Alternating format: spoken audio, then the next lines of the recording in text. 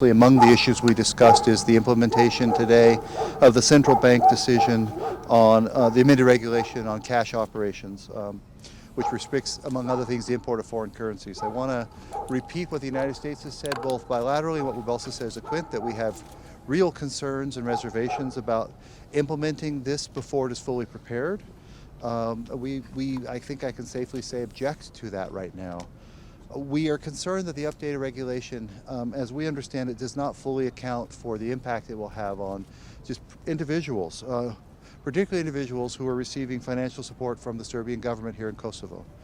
And that we think this issue really deserves more careful consideration, but also a discussion within the EU facilitated dialogue.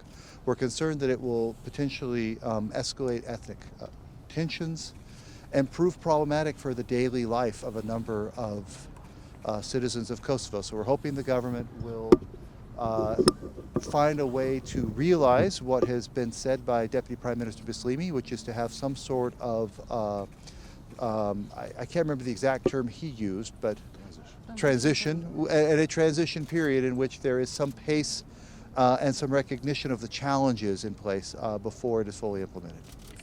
I don't know how you can avoid at least frustration by citizens as a result of this decision and its implementation, unless the implementation is done in a way that is sensitive to their concerns. Let me just give you an example.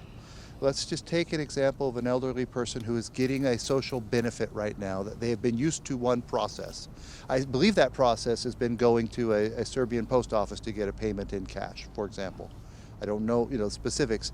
How does that person now get that social benefit? What procedures have been put into place for that person to get a social benefit? And until that person, that elderly person who may be confused by all this, for example, understands and has been able to take the actions, or others have taken actions to ensure that that social benefit is still available to them, I think there will be tensions by people because they will feel cut off from a benefit that they rely on. Nobody wants that. We're worrying about individuals and their lives. Here I am speaking for the United States and the concern that we have for how this could be, for the way in which we believe this was is hasty and not, as I said on Monday, fully thought through, that there's work to be done still to ensure that there is no impact on the day-to-day lives of individuals, all of whom we want to have be able to live in conditions of dignity and security.